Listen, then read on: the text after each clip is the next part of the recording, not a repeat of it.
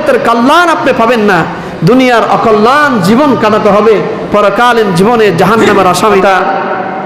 ফৈন্দুর মা বাপুর উপরে, ফৈন্দুর উপরে মা বাপুর কি হক, পিতা মাতার হকের বিষয়ের উপরে কিছু বয়ান করিবার লাই আশা করছি আল্লাহ সুবহানাহু ওয়া তাআলারে সঠিক মতো হইবার লাই অনারে ফুনিবার লাই তৌফিক দান করুক, আমিন হন। আউযু বিল্লাহি মিনাশ শাইতানির রাজীম। বিসমিল্লাহির রহমানির রহিম।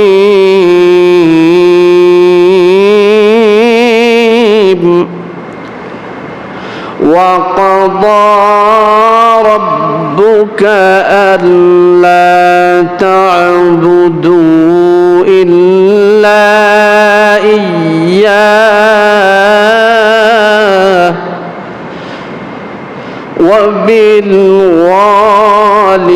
وبالوالدين إحسانا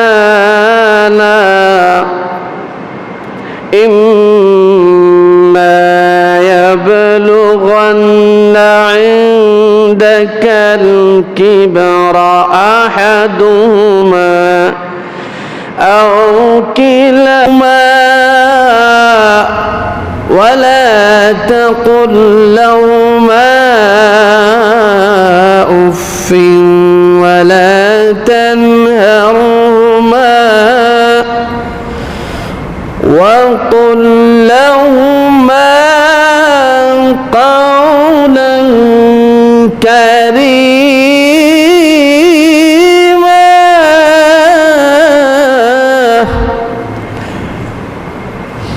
واحفظ لهما جناح الذل من الرحمة।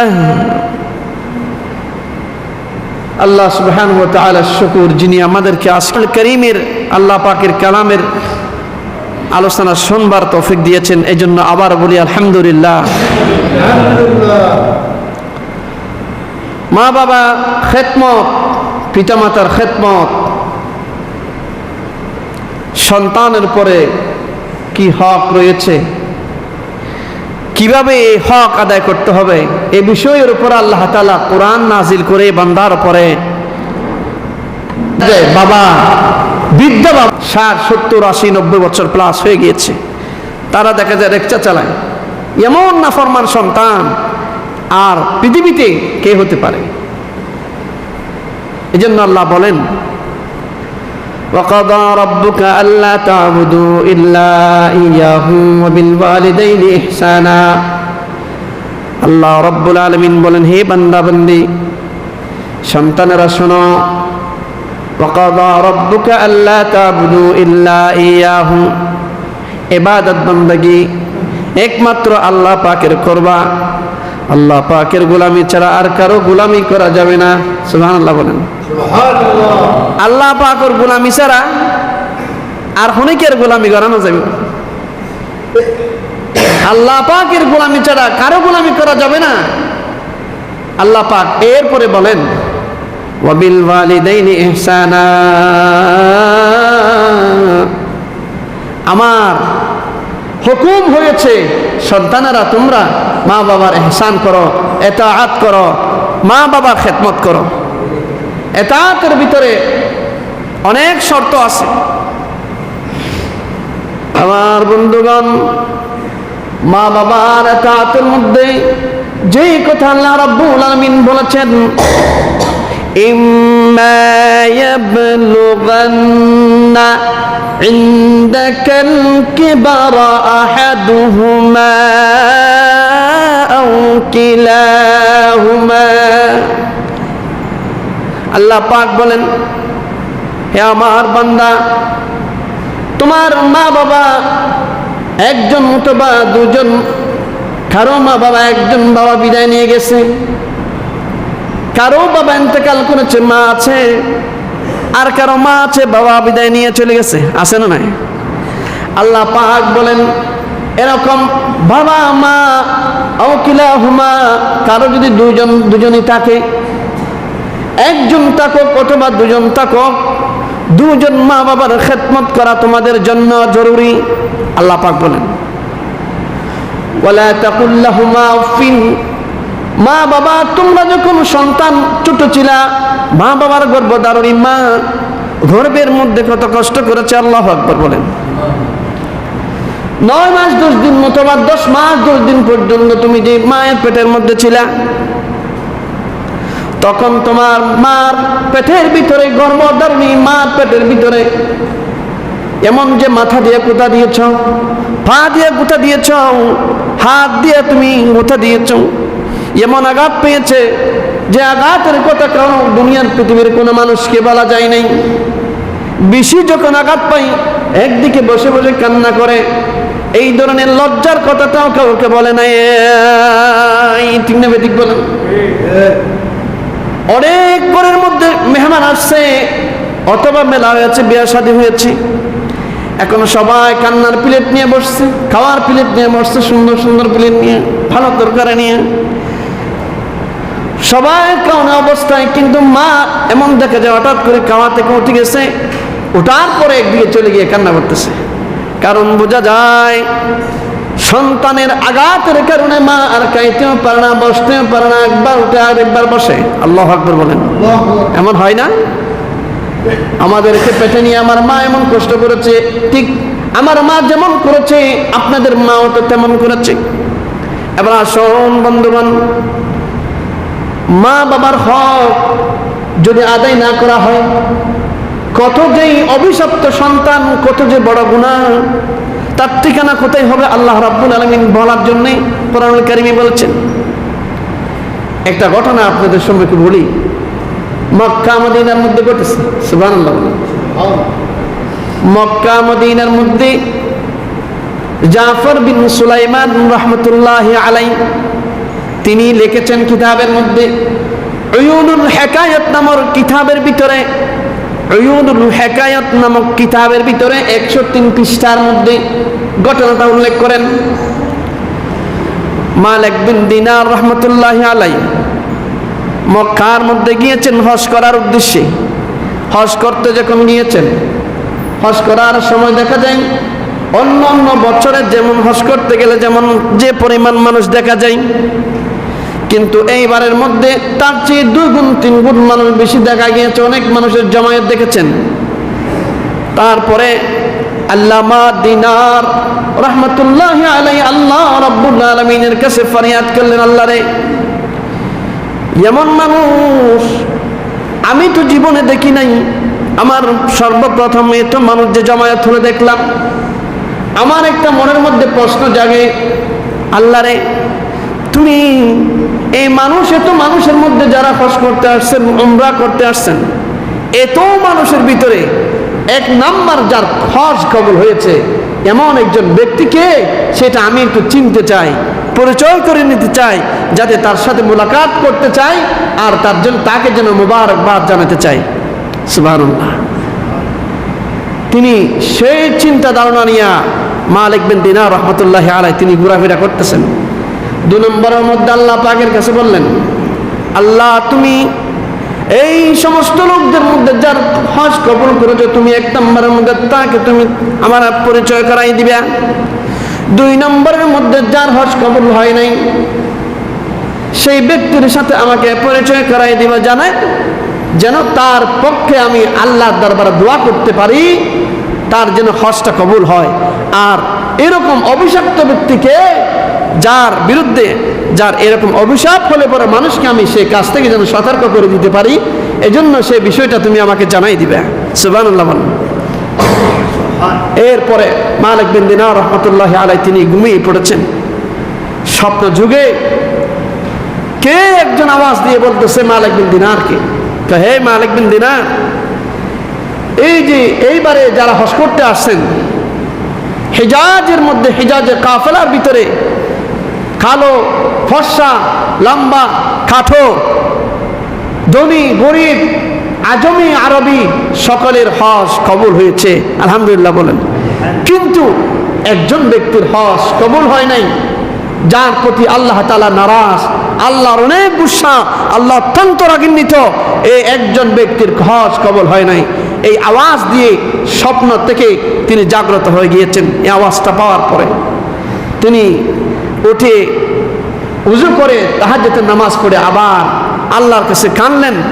ফজরের নামাজ বা সারাদিন চিন্তিত ছিলেন, আল্লাহ নাকি জানি কোনো আমি ওই ব্যক্তি হতে পারি যার হজ কবুল হয় নাই, যার প্রতি তুমি গুসা হয়েছ, আল্লাহ হয়তো নাকি সে আমি হতে পারি, হয়তো আমি হতে পারি। আল্লাহ আমি অনেক দোষ করেছি, আমি অনেক পাপ করেছি, এই ধরনের চিন্তা আত্মনাদ করতেছেন তিনি আল্লাহর দরবারে। সুবহানাল্লাহ।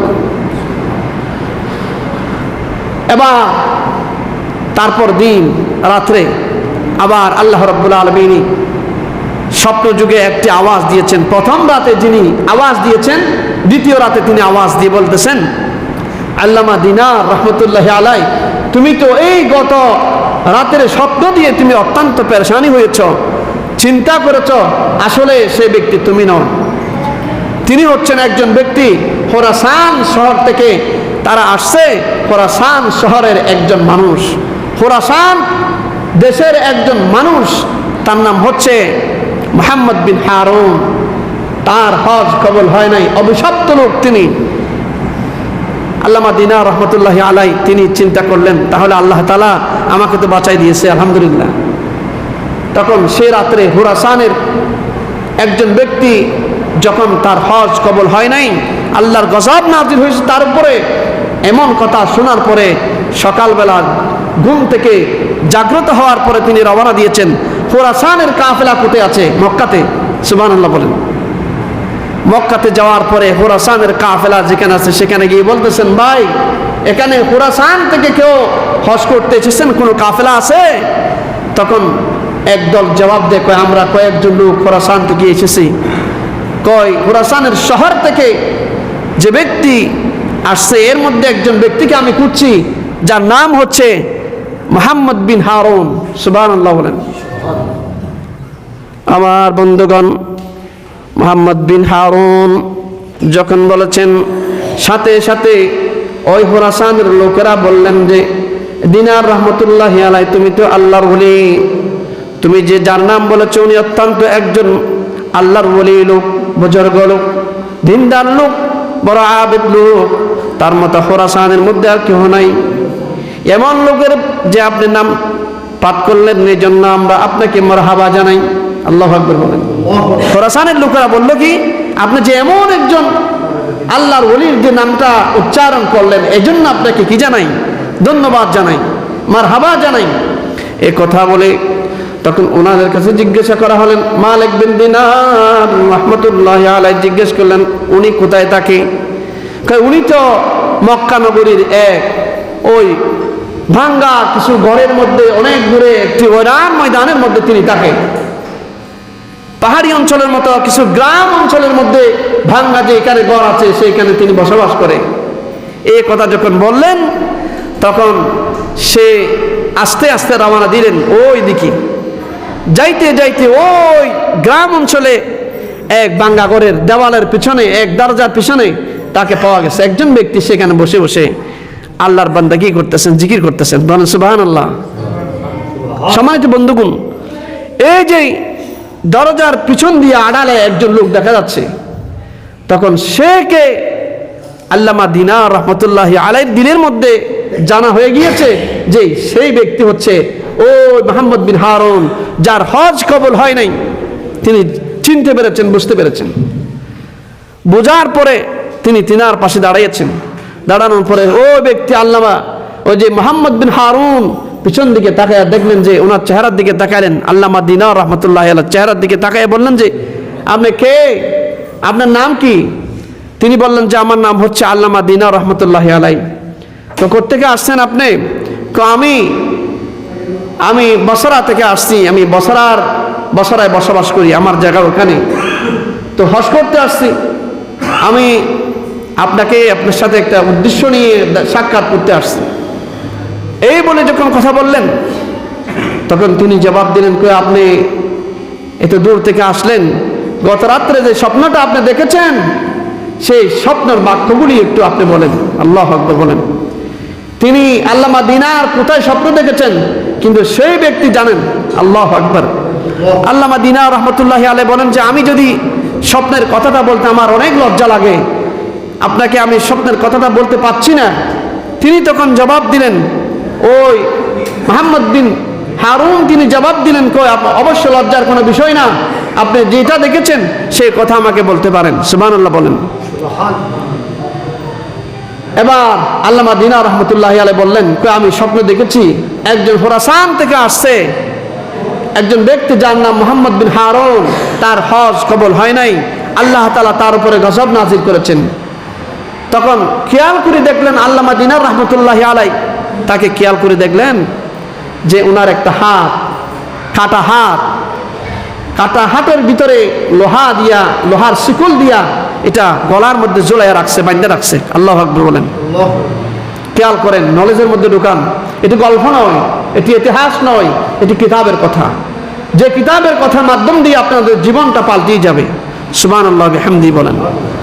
আমার বন্ধুবান, এরপরে ওনার কাছে জিজ্ঞাসা করলেন, আপনি কেন আপনার হজ কবুল হয় নাই? তখন তিনি জবাব দিলেন, আমার হজ এই জন্য কবুল হয় নাই। আপনি কি গুনাহ করেছেন যে গুনার কারণে সমস্ত হাজিদের হজ কবুল হয়েছে, আপনার হজ কবুল হয় নাই? তখন তিনি বললেন, আমার গুনাহ এত গুনাহ হয়েছে যা আসমান জমিন পর্যন্ত আমার গুনাহ তাল রাখলে বরদাস্ত করতে পারবে না। এত গুনাহ করেছি যে গুনাহের কারণে আল্লাহর আরশ পর্যন্ত বরদাস্ত করে নাই। আল্লাহু আকবার বলেন। আল্লামা দিনার রহমতুল্লাহি আলাইহি বললেন, তুমি এত গুনাহ কি করেছো? তখন বলেছেন, আমি এত গুনাহ করেছি কি জানো? আমি একদিন বন্ধু বান্ধবদের সাথে আমি আড্ডা দিতাম, আড্ডা দিয়ে আমি শরাব পান করতাম। শরাব বুঝছেন তো? যে শরাব গুলা পান করলে পরে মানুষের দিমাগ, মানুষের ব্রেন, মস্তিষ্ক ঠিক থাকে না। হাকে না বলে দেয়, নাকে হা বলে দেয়, বাবাকে মা বলে দেয়, মাকে বাবা বলে দেয়, বোনকে স্ত্রী বলে, এমন মাথার মস্তিষ্ক যে নষ্ট করে দেয়। এইরকম ওই শরাবগুলো যখন তিনি পান করলেন, কয়েকদিন আমি আমার বন্ধুদের সঙ্গে আমি ঘুরতে গিয়া আমার এক বন্ধুর ফাঁদে পড়ে গিয়েছেন, এক বন্ধুর মহব্বতে পড়ে তিনি শরাব পান করেছেন অনেক বেশি, আগের নিয়মের চেয়ে শরাব বেশি পান করেছেন। শরাব পান করার পরে এক জায়গায় পড়ে যে আবার উঠে, আবার পড়ে, আবার উঠে, এভাবে ধাক্কা ধাক্কি খায়া কোনো রকম ভাবে নিজের বাড়িতে চলে আসছে। চলে আসার পরে দরজার মধ্যে নক দিছি, তার স্ত্রী আসা দরজাটা খুলে দিছি। দরজাটা খুলে দেওয়ার পরে তিনি বাসায় যখন ঢুকলেন তখন দেখলেন যে তার মা একটা বড় গাছ দিয়ে একটা চুলা বানিয়েছেন, চুলার মধ্যে কিছু রান্না করতেছেন, বড় আকারে কিছু রান্না করতেছেন, আর ওই চুলাটার মধ্যে তিনি আম্মা যেন জাল দিতেছেন। এমন সময় তিনি যখন প্রবেশ করেছেন বাসায়, তাকে বললেন যে, তুমি আজকে কি আল্লাহ তাআলার ডর তোমার দিলে কি নাই? আজকে শাবানের একদম শেষ রাত, রমজানের প্রথম দিন শুরু হচ্ছে। আজকে রাত্রে সবাই সেহরি খাবে আর সন্ধ্যাবেলা ইফতার করবে, সবাই তারাবির নামাজ আদায় করবে, আর এমন সময় তুমি শরাব পান করে আসছ। তোমার কি মৃত্যুর ভয় নাই? তোমার কি সাদা কাফন পড়তে হবে না? তোমার কি আল্লাহর সামনে চেহারা নিয়ে উঠতে হবে না? এই কথা যখন মা বলেছেন, তখন মাকে জোরে একটা গুসা দিয়া সিনার মধ্যে একটা গুসা দিলেন। নাউজুবিল্লাহ বলেন। কে দিলেন? মুহাম্মদ বিন হারুন। তিনি নিজের জবান দিয়ে বলতেছেন যে আমি একটা গুসা দিলাম আমার মাকে, এমন রাগ আমার উঠছে যে রাগের কারণে আমি আমার আম্মুকে জ্বলন্ত অগ্নি সোলার ভিতরে দিয়া ফেলে দিছি। আল্লাহু আকবার বলেন। আমার তো হুঁশ ছিল না, আমি পাগল ছিলাম, মস্তিষ্ক ঠিক নাই, ব্রেইন আউট হয়ে গিয়েছে, ড্যামেজ হয়ে গিয়েছে।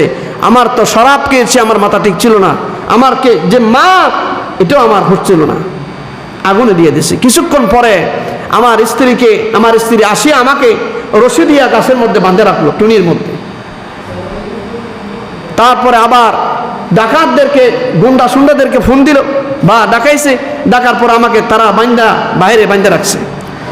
কিছুক্ষণ পরে আমার হুঁট যখন আসছে, তখন স্ত্রীকে যখন দরজাটা খুলতে বললাম, দরজাটা যখন খোলার জন্য স্ত্রীকে বললেন, স্ত্রী ভিতর দিয়ে হুমকি দিয়া বললেন যে তোমার জন্য দরজা খোলা যাবে না। কারণ কেন? কেন তুমি আজকে এরকম করতেছো কেন? আমি কি করেছি এমন অপরাধ যার কারণে দরজা খোলা যাবে না? তখন তো মস্তিষ্ক ঠিক আসছে, ভালো হয়ে গিয়েছে।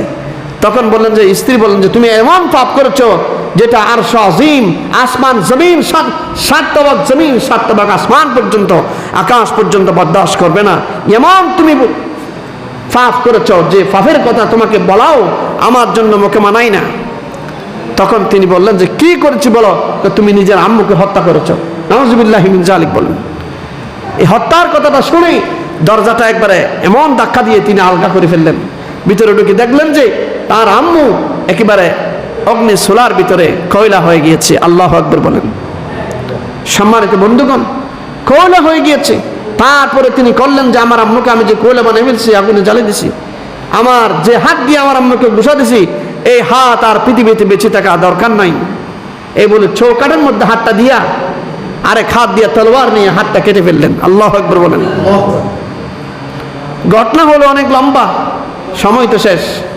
আমার বন্ধুগণ, হাতটা কাটার পরে আগুনের মধ্যে লোহার শিকলটাকে গরম করে একবারে জ্বলন্ত আগুনে দিয়া তার হাতের ভিতর দিয়া একবারে ছিদ্র দিয়া, হাড্ডির ভিতরে একটা ছিদ্র আছে না, ছিদ্র দিয়া ওই শিকল দিয়া বাঁধা ওই শিকলটা নিয়ে গলার মধ্যে ডুলাই দিচ্ছে। আল্লাহু আকবার বলেন।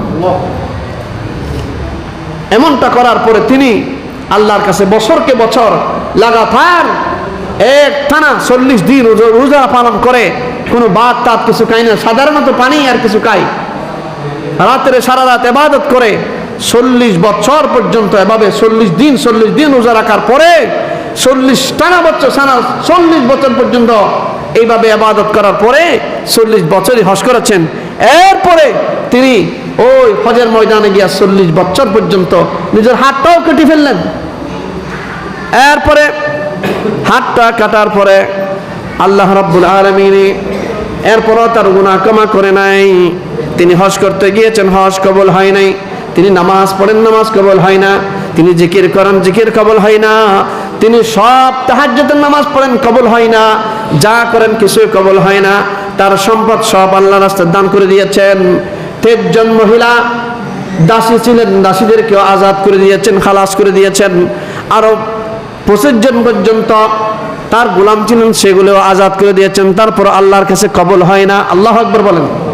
আমার বন্ধুগণ, এরপরে এই কথা শোনার পরে মালিক বিন দিনার রাহমাতুল্লাহ আলাইহি হাতটা দেখায় বলেন, এই আল্লাহর দুশমন, তুমি অতি শীঘ্রই তুমি জাহান্নামের অগ্নির ভিতরে তুমি জ্বলবে, অতি শীঘ্রই তুমি জাহান্নামের অগ্নির ভিতরে জ্বলবে বলে হাতে ইঙ্গিত করে আল্লামা দিনার রাহমাতুল্লাহ আলাইহি তিনার কাছ থেকে সরে গেলেন।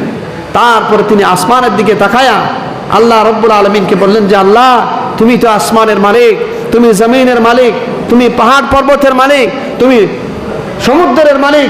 আল্লাহ, তুমি গফুরুর রহিম। আমি গুনাহ করেছি, করে ফেলেছি, আমার তো ব্রেন ঠিক ছিল না। আল্লাহ তুমি চাহে, আল্লাহ তুমি আমাকে মাফ করে দাও। মুহাম্মদ সাল্লাল্লাহু আলাইহি ওয়াসাল্লাম রাসূল মাফ করে দাও। আল্লাহ তুমি রহমানুর রহিম। কান্না করতে করতে রব্বি করিমের আরশ আজিমের মধ্যে এটা কবুল হয়ে গেছে। আল্লাহু আকবার বলেন। তিনি সব কথা আবার আল্লামা দিনার রাহমাতুল্লাহ আলাইহি শুনতেছেন আড়ালে দিয়া। তখন রাত্রে স্বপ্নে, আবার তৃতীয় রাত্রে স্বপ্নে দেখতেছেন মুহাম্মদ রাসূলুল্লাহ সাল্লাল্লাহু আলাইহি ওয়াসাল্লাম আল্লামা দিনার রাহমাতুল্লাহ আলাইহির সাথে সাক্ষাৎ হয়েছেন। আলহামদুলিল্লাহ বলেন। দিনার রাহমাতুল্লাহ আলাইহিকে দেখে বললেন, হে দিনার রাহমাতুল্লাহ আলাইহি, তুমি যে আল্লাহর বান্দাকে মাগফিরাত, যে আল্লাহ তাআলা গফুরুর রহিমের কথা যে তুমি বলো নাই, আল্লাহ যে ক্ষমাশীল, আল্লাহ যে দয়ালু, আল্লাহ যে মাফ করে দেন, এই আশ্বাস কেন দিয়ে আসেন নাই? তুমি আগামী কালকে ফজরের সময় আবার যাবে, যাওয়ার পরে মুহাম্মদ বিন হারুনের কাছে গিয়ে বলবা, এই কান্না করার কারণে, আল্লাহ রাব্বুল আলামিনের কাছে তওবা করার কারণে সমস্ত জিন্দেগীর খাতা কসুরিগুলো আল্লাহ রাব্বুল আলামিন মাফ করে দিয়েছে। আলহামদুলিল্লাহ বলেন। এই তওবার মধ্যে আল্লাহ সব মাফ করে দিয়েছে। কিন্তু দুনিয়ার এই দিনের মধ্যে 6 দিন আর 6টি রাত, এমনটা সময় জাহান্নামের মধ্যে তাকে জাহান্নামের আগুনে শাস্তি ভোগ করে আসতে হবে। কারণ একজন মুসলমানকে যিনি হত্যা করে, তিনাকে আল্লাহ তাআলা জাহান্নামে দিবেন বলে ওয়াদা করেছেন। আল্লাহর ওয়াদা পূরণ করার জন্য তাকে তওবা কবুল করলেও, যত বড় পীর হোক না কেন, যত বড় মুরিদ হোক না কেন, যত বড় কুতুবে আব্দুল হোক না কেন, কাউকে যদি কতল করে নিঃসন্দেহ জাহান্নামে যেতে হবে, কোনোভাবে মাপ নাই। আল্লাহু আকবার বলেন। এজন্য তিনাকে 6 দিন 6 রাত্রি রাত্রে দুনিয়ার সমানই, এমন 6 দিন 6 রাত জাহান্নামের অগ্নিতে জ্বলে আসতে হবে, শাস্তিভোগ করে আসতে হবে, একথা বলে দিয়েছেন। মুহাম্মদ রাসূলুল্লাহ সাল্লাল্লাহু আলাইহি ওয়াসাল্লাম স্বপ্ন যুগে তার গুনাহের মাগফিরাতের কথা বলেছেন। আমার বন্ধুগণ, যে কথাটা বলতে চাইছিলাম এতক্ষণের আলোচনায়, যে বিষয়টা বলতে চেয়েছিলাম, যে মা বাবার নাফরমানি করলে পরে আপনার হজ, আপনার উমরা, আপনার তাহাজ্জুদ, এসরা, সাদকা, যাকাত, কোনো ইবাদত আল্লাহর দরবারে কবুল হবে না। আল্লাহর দরবারে কবুল হবে মা বাবার খেদমত যদি আপনি করতে পারেন, প্রতিটি সাজদা আল্লাহর দরবারে কবুল হবে। বলেন সুবহানাল্লাহ। মা বাবার নাফরমান হবেন না। মা বাবার নাফরমান যদি হয়ে থাকেন, আল্লাহ তাআলার জাহান্নামের অগ্নির শাস্তি ভোগ করতে হবে। দুনিয়া ও আখিরাতের কল্যাণ আপনি পাবেন না, দুনিয়ার অকল্যাণ জীবন কাটাতে হবে। পরকালীন জীবনে জাহান্নামের আসামি হয়ে জাহান্নামের অগ্নি শাস্তি ভোগ করতে হবে। এজন্য মা বাবার খেদমত করবেন। মা বাবার খেদমত করলে পরে আল্লাহ রাজি থাকবে। আল্লাহ তাআলা আপনাকে মৃত্যুর পরে জান্নাতবাসী বানিয়ে দিবেন। সুবহানাল্লাহ বলেন। আল্লাহ তাআলা আমাদের এই যে যতক্ষণ পর্যন্ত আলোচনা করলাম, যতক্ষণ পর্যন্ত সমস্ত আলোচনার বিষয় নিয়ে আল্লাহ তাআলা আমাদের হকের পক্ষ হয়ে কবুল মঞ্জুর করেন, বলেন আমিন।